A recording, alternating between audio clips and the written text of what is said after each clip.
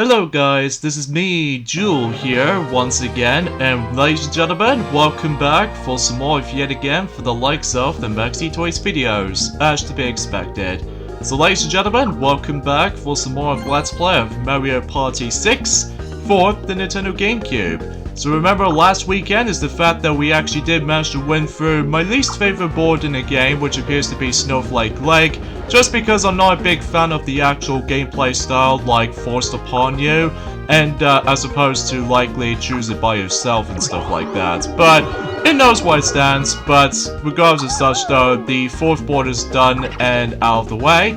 So for the majority of this weekend, for both today and tomorrow, that we're going to be hit on to the forms of the fifth board in this game, which it appears to be Castaway Bay. Now, if you guys have ever seen our playthrough of Mario Party 1, or any other playthroughs of Mario Party 1, you do realize that about the fact that this board is a spiritual sequel to Mario's Rainbow Castle. Why? Well, as you can tell, this is more accurately like a linear board, much like the forms of Mario's Rainbow Castle. So here's the thing, is the fact that much like in that Mario's Rainbow Castle board, that you do have a choice between stars or stars, depending if it's either Bowser or DK, as opposed to Toad or Bowser in Mario's Rainbow Castle. So you get a star from DK, and if you somehow come across into Bowser, you get yourselves a star. And also, there's quite a few happening spaces in this board, like that one over there, that's much like in Mario Party 1, Mario's Rainbow Castle, this allows the boats constantly switched. So if I land on the happening space, DK will switch over to Bowser's, and then Bowser's and DK's, and vice versa. And there's also another happening space there, which is basically a coin freebie. And there's also this little 10 coins payment for that little raft over there. And this will basically take you to the shortcut to the forms of the nearly towards at the very end of this linear board. And also the pink boo houses do make a return ever since in Towering Treetop, function the same way as Towering Treetop.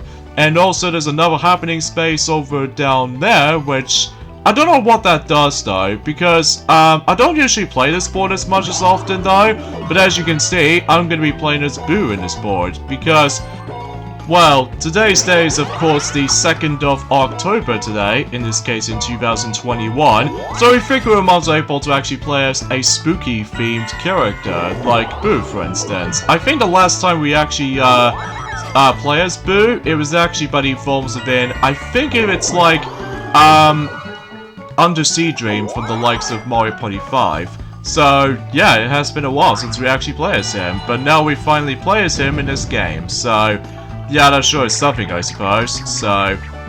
Alright, new minigame, Canon Ball Fun. This minigame can be pretty fun though, especially noticeable it can be felt a bit chaotic at times, so hop in a hover ship and open fire on your opponent. Each hit on a foe is worth 1 point. Whoever earns 5 points first wins. So basically it's the fact that we need to aim for 5 points, and that's all we have to do here. So the only thing I would like able to make this minigame a bit better is that I feel like the controls in this can be a bit wonky at times, but that's not to say that this minigame's fault or anything. It's actually pretty fun and hectic at the same time. And also, this minigame does almost reminds me of Mario Mechs from the likes of Mario Party 5 and Shell Shocks from Mario Party 2, except the fact that, well, rather than just able to actually just to go for like 2 health or anything else like that, we need to aim for 5 points, which it also kind of reminds me of Koopa Coliseum minigame, or Tanks-a-Lot from the likes of Mario Party Island Tour, except that rather than just using tanks, instead we actually going to be hop onto hover ships and all that stuff, so yeah, it seems kind of fun though.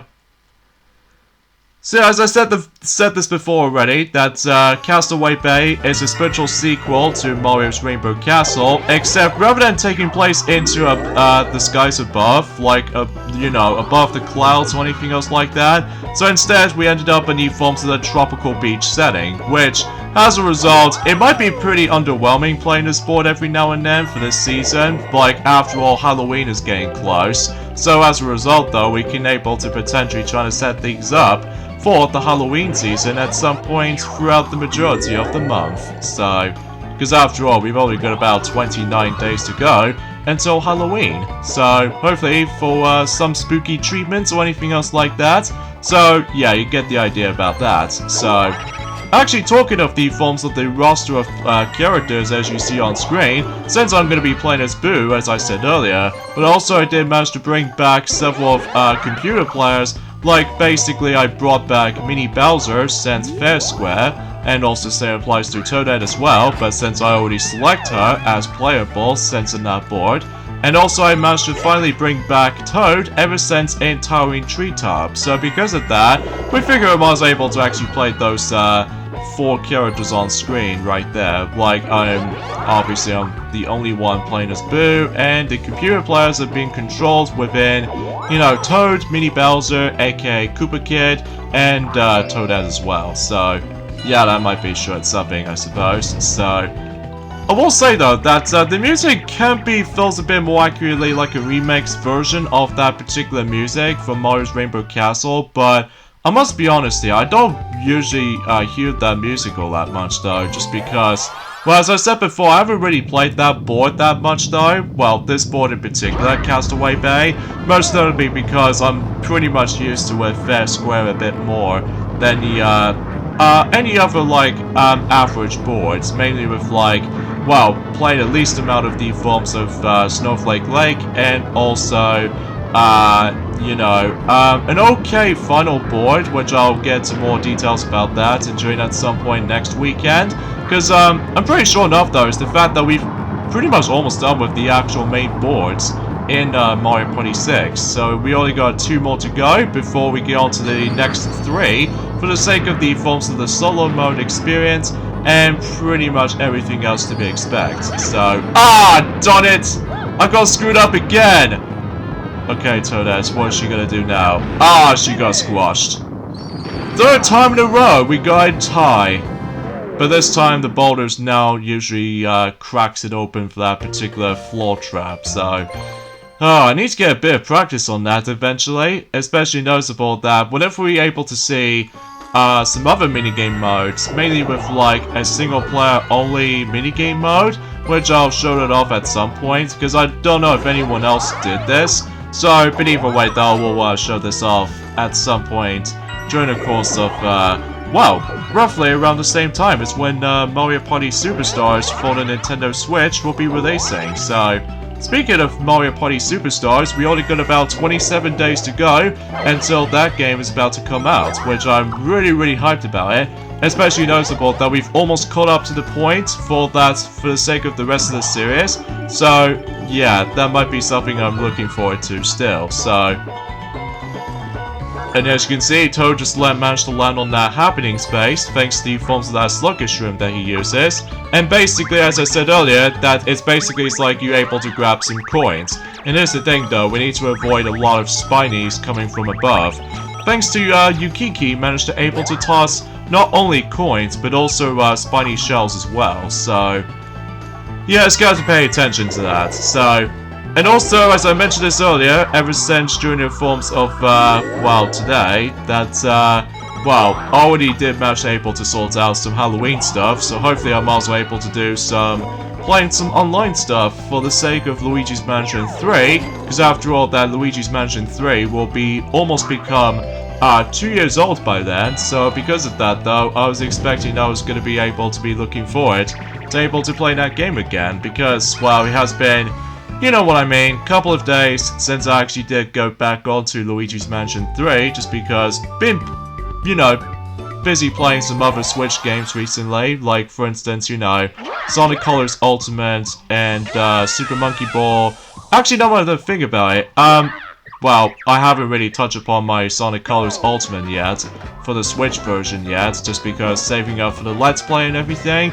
And, well, speaking of Super Monkey Ball Banana Mania, that game will about to be coming out at some point in next Tuesday, so I'm super hyped about that as well. Especially noticeable about the fact that we're about to get you know, 3 versions of the game, except one, which is the PlayStation 5 version, just because, well, basically I still don't have the PS5, especially noticeable it's getting, you know, ridiculously overpriced, and we still haven't actually got the actual stocking returning yet, or something like that, which I know it has been a couple of days since I actually know about PlayStation 5, which I know you could probably guys can say this right now, that dude, or darling, have you able to actually miss out on PlayStation 5 news, updates, or anything else like that?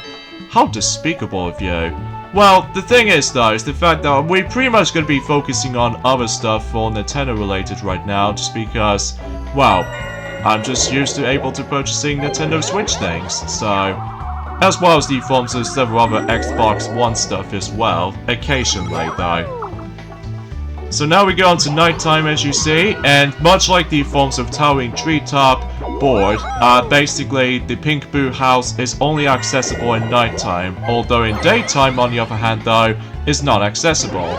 And just like the forms of Towering Treetop, there is that particular Boo Away orb that usually appears if you come across into one by lucky from, you know what I mean, the item shops, or an item freebie if you managed able to bypass the actual item section right there on the board. So, speaking of the Boo Away orb, I managed to find one in the actual item shop. Even though I've only gonna have to purchase one item, which the item I choose is the regular mushroom. So, I think I should probably land on the blue space just for safe precautions, and especially noticeable I don't want to land on that, you know, that red space. So, and also they did manage to change something on the nighttime department, which I'm guessing it's more accurately like a different kind of thing, even though, again, it has been a very, very long time since I actually did manage to play this board, just because, well, the only problem I have with this board, unlike the forms of how it does in this superior Mario's Rainbow Castle to me,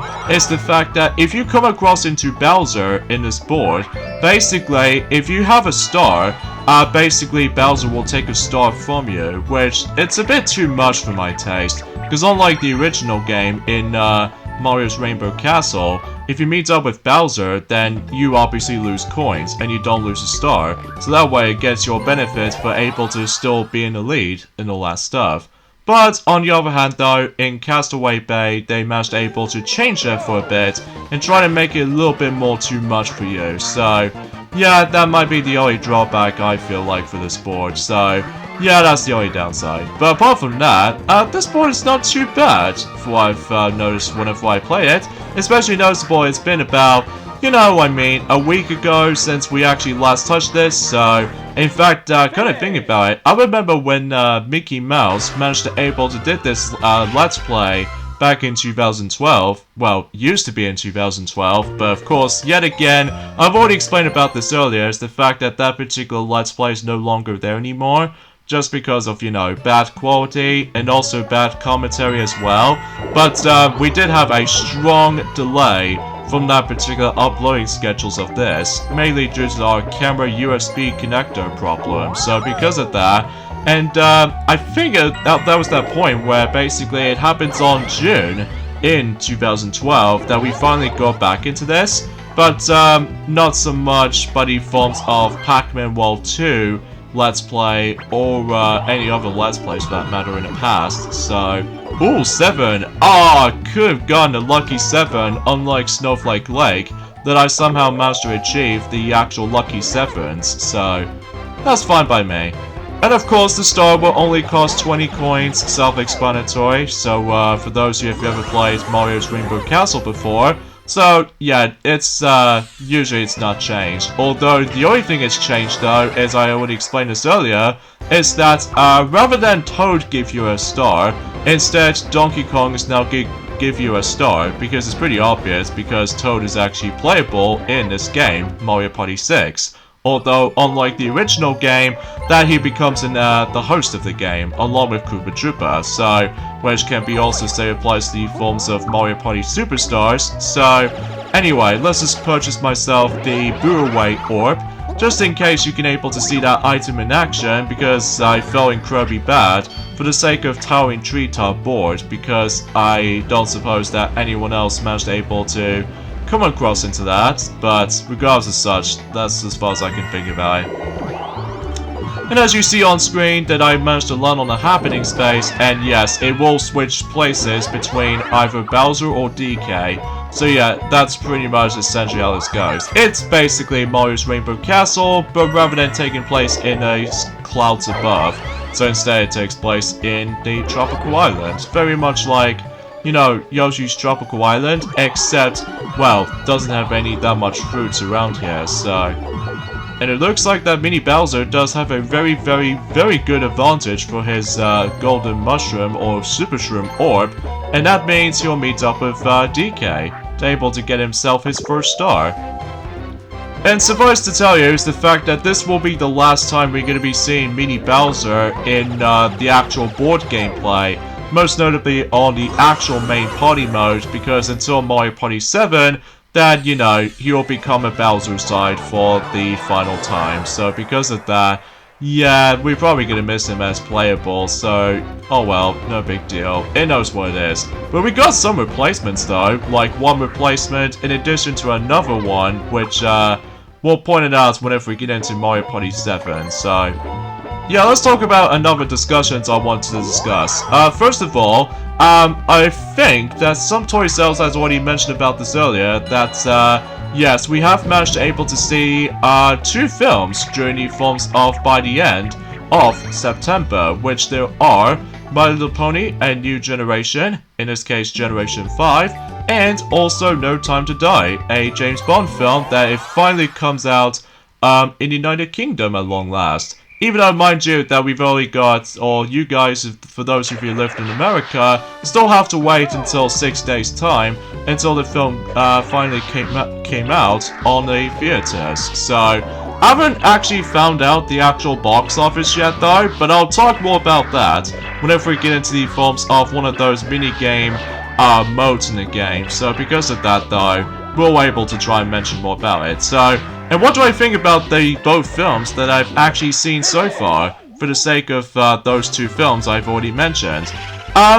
They're pretty good actually. Even though, mind you, I am excited for No Time to Die the most, just because, well, it's been about 6 years since the previous film in the series, which is Spectre. Despite the fact that most James Bond fans might find us a bit skeptical when it comes to, or have some mixed feelings when it comes to, Spectre film as a result, but regardless of such though, I'm really glad that I can finally able to get a chance to watch, you know, No Time to Die at long last, after several delays and also some other closures for certain theaters, and it's just tedious for, you know, delays and everything, so, but at least it's worth it at the end, so...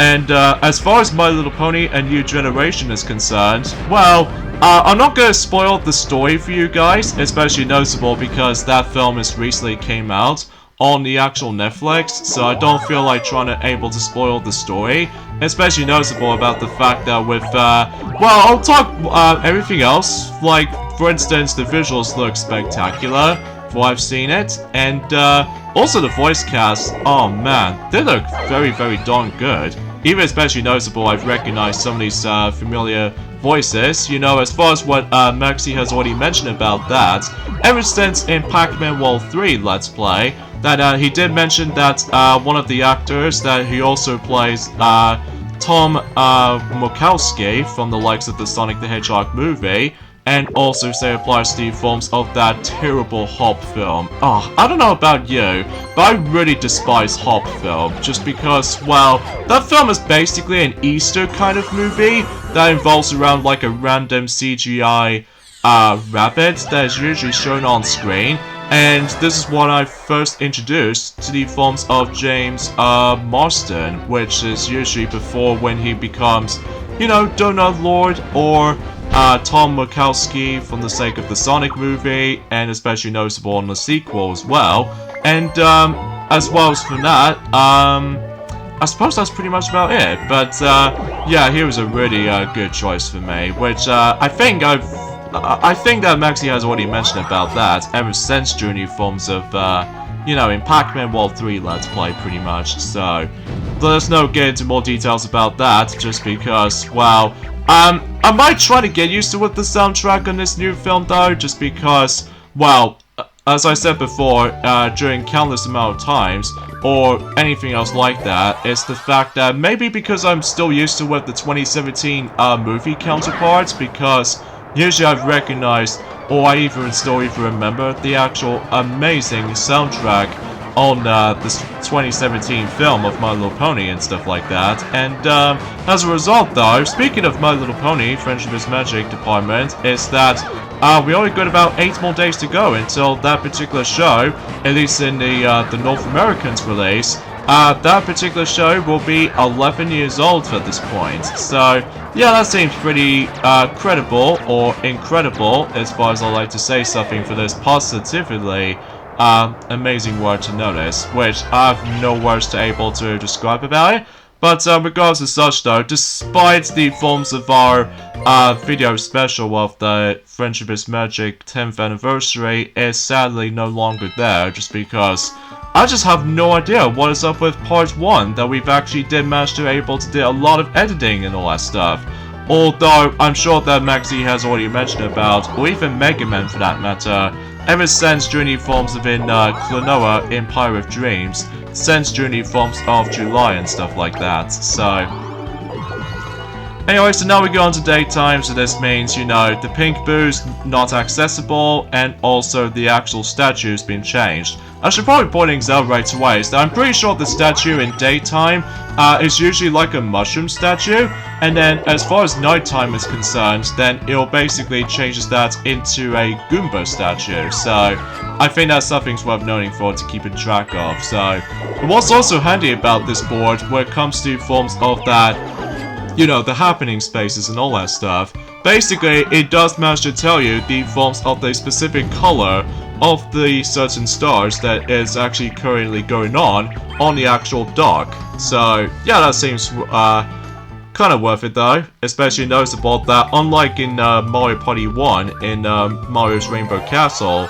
basically you're gonna have to constantly need to double check on the map, so just in case you don't able to actually lost track of the forms of some situations, like you don't know who's gonna be on the top of the castle or something like that. So but I digress.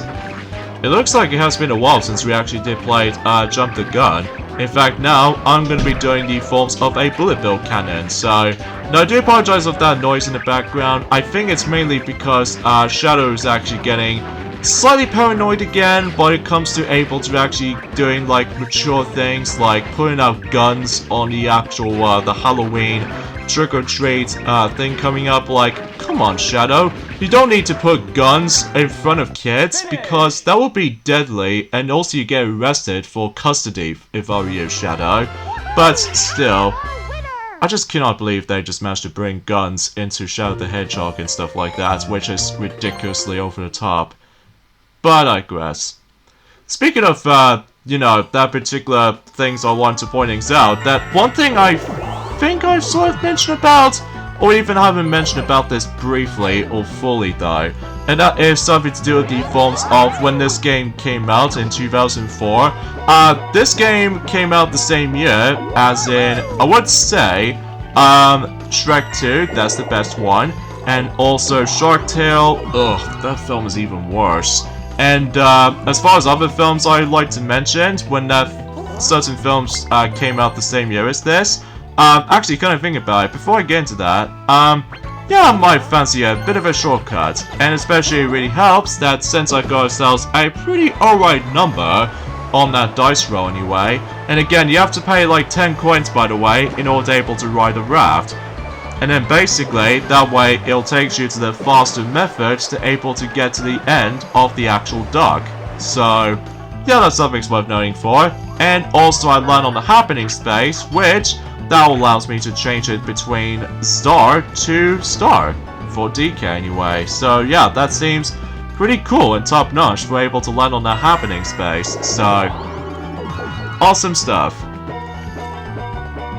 Oh, and there's also another film came out in 2004. I think it's The Incredibles, which I will say, that is the best superhero film ever in 2004. And also, what else came out in 2004? oh god, between Home on the Range and, also Pokemon Destiny Deoxys, I can't stand those two. Like, for Home on the Range though, concept-wise, stupid. Especially it doesn't help about the fact that I recognize that one particular actor, that it was apparently in the film, Home on the Range, Judi Dench, from the likes of James Bond actors since GoldenEye. And I was like, what? How come you're able to voice a cow like that? Oh jeez, that was dumb. Oh, no offense though, I do like the actor, but why did they put her on there? On Home on the Range? That's just dumb. But anyway, I don't know about you, but I just think that film is actually pretty dumb. Although nothing nearly compared to the films of that atrocious Chicken Little, because good lord, Chicken Run just ruins it for me. Especially noticeable that it's like, you know, the most hated films of all time for Disney community, which is probably true for circumstances. Although, I understand for his inclusion of one of those summons that you get in Kingdom Hearts 2, but aside from that, I'm just not a big fan of Chicken Little, because Chicken Little blows. Like, to me anyway. But I digress. And what else came out in 2004? Oh, as far as Pokemon Destiny Deoxys, I think that some toy sales has already explained this loads of times, ranging from its bland story, pretty outdated CGI, and also, not to mention though, is that I found the soundtrack to be kind of bland to me. Especially noticeable, they got themselves a really, really awful cheesy song, which is This Side of Paradise, which, I don't know about you, but that song is not my cup of tea. I wish I just want to insert, like, a Crush 40 song, but, well, mind you, Crush 40 only belongs to Sonic, mind you. But aside from that, I'm just not a big fan of the film. Like, you know, Destiny Deoxys is my most hated Pokemon film ever. Some people might say that Arceus, and A Jewel of Life might be the actual other worst, just because, obviously the main villain of that film is, well, Jafar. Well, truth be told, his name is Marcus, but I'm just gonna call him Jafar, because he's flipping Jafar! Like, literally, that's just literally Jafar. Like, literally just... I have no words to think about.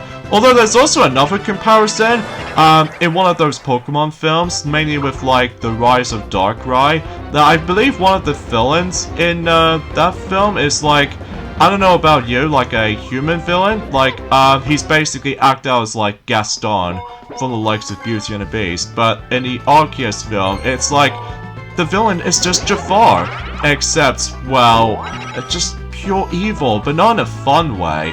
Well, at least what I've noticed something like this happens to be. In fact, let me know in the comments below for the question of the day. What is your favorite Pokemon film? Although, I'm pretty sure that, Maxi or some toy sales has already mentioned about this earlier, so I don't have any comments on that, so... Anyway, yeah, what do you think of the, what was I trying to say? Oh yeah, let me know in the comments below for the question of the day. Have you guys, actually seen? Oh, so close to able to play a new minigame, Money Belt. In fact, this will be the best opportunity to be able to get ourselves, you know, more coins, even more coins so I become rich than ever will be. I don't know why I laugh like that. But anyway, Smash Dance times, or Smash Dance time, as far as I like to point things out. Sorry for a little bit of a, well, tongue twisting when it comes to this particular commentary in mind, but it knows what it stands out to be, so yeah, let me know in the comments below for the question of the day. Have you ever guys still seen My Little Pony: A New Generation? Because I'd like to hear your thoughts, because I certainly think that film is actually pretty good, even though I still need to get used to with the forms of the characters and all that stuff though, especially I'm still used to with, you know, the rest of the Generation 4 casts or anything else like that, so, but I don't know, it's probably just me anyway, so. Alright, so I'm still in the lead, so that should be good for my part, so, and now we're on to nighttime, so, I can't even believe the actual board itself is like almost too short, well, at least as far as I'm concerned, because, you know, I'm afraid that some of these computer players keep on getting, you know, low rolls. like, literally no rolls whatsoever, so... Anyway, I'll place my Spunny Orb just in here. Or something's worth mentioning for the sake of certain capsules, or certain orbs, for that matter. Usually for the Spunny Orb, until Mario Party 7, that particular color of the orb will actually change. Like, for instance, in, I think it's in Mario Party 5 and this as well, basically the color of the capsule/orb is potentially yellow.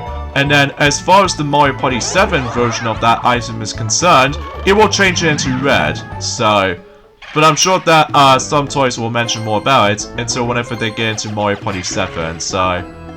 Are you sure of picking me, Toad? Just because, well, as you see, I've automatically used my Boo Away Orb, and that basically gets rid of the orb, and basically no one can steal my coins or star.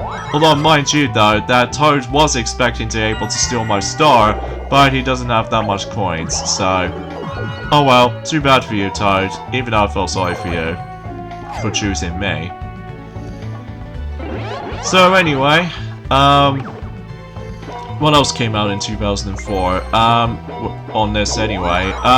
Oh yeah, actually can't think about it. There's not much else I can say about it. Oh, the Nintendo DS. I forgot about that. Specifically the original model of the DS, just because, well, obviously the DS has gone super successful back in the day. Especially noticeable about the fact that, well, usually relatively speaking, that, you know, the Nintendo DS is doing so well. So, yeah, not much else to talk about. Although, potentially speaking, is the fact that, from what I've heard, that, even though I haven't done my massive research on it, but, apparently, though, that, New Super Mario Bros. On the DS, is already become, like, 15 years old already, so I guess there's no point for able to discuss on that, because, well, the day itself has already been passed through, so, yeah, that might be short something, so... Alright, so it looks like that... Oh, wow, we actually got all 16 coins in the exact same time, so... Yeah, that seems kind of standard.